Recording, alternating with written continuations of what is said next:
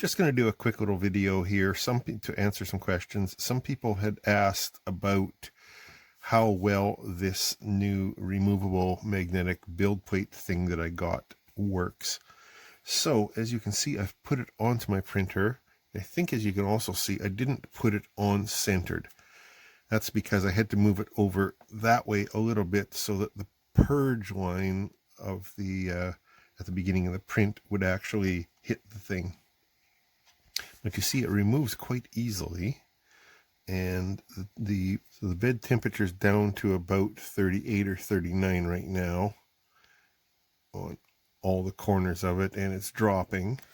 So that should be cool enough to test removal. And as you saw, this pops right off here pretty easily. And I intentionally printed this huge footprint just to maximize the adhesion to the bed for demonstrating it. So what we have to do is flex this, comes right off. Nice and smooth. That's pretty good. And then the rest of it, now that it's already been bent a little bit, pops right off like that. Let's just pull this guy up here. Yeah, the purge line pops off pretty nicely too. That's excellent. Now, I am going to set this aside, set this print aside, and I'm going to put the glass bed back on there. And I'm not going to remove the magnetic sheet because it is adhered down to the aluminum plate. I'm just going to set that right on top. And yeah, you can see that there's a little bit of a gap there, but at the front and back it's fine.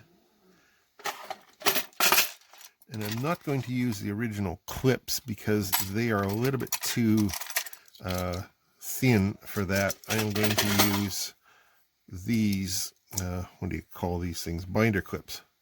Let's put one on the front and one on the back. I mean, this is old school 3D printing.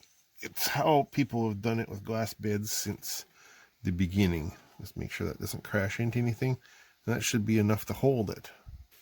So now, because this is thicker, I'm going to have to re-level.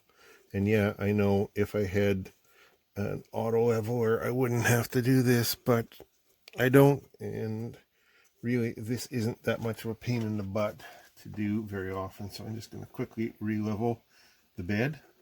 Retram, I suppose, is the more accurate term. And then I'm going to print the same thing over again on the glass bed. Okay, so this print is now done too, and the bed is cooled off. It's about 43 degrees.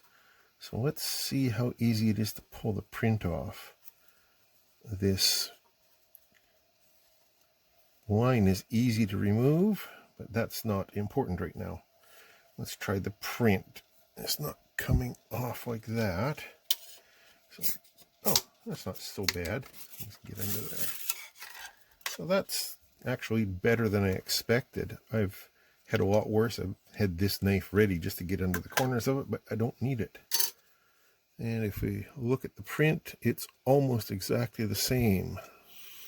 And realistically, I guess I shouldn't have expected them to be much different. This is the first one that was on the magnetic sheet. This is the one that was on the glass. They both had this little wispy line here from where the extruder ended and just picked up and moved off to the side. Take a look at the back. The texture is almost identical.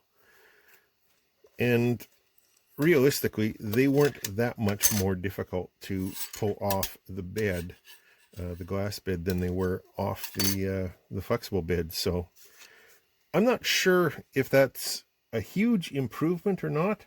I have the options. And if I'm using a more tenacious filament like PETG or something like that, then maybe it will make a bigger difference. But for now, I didn't really see any difference at all. The skirt line was easier to lift off the glass, but it wasn't all that difficult to lift off the flexible sheet either. Matter of fact, it actually almost didn't stick. This is the one from the glass bed, and you notice that there was a little bit of lifting on the one line of the skirt. Here's the one from the flexible sheet, and it had the same issue with the first line of the 3 lines of the skirt. So I don't know. I'd call it a wash, but as I said, now I have options.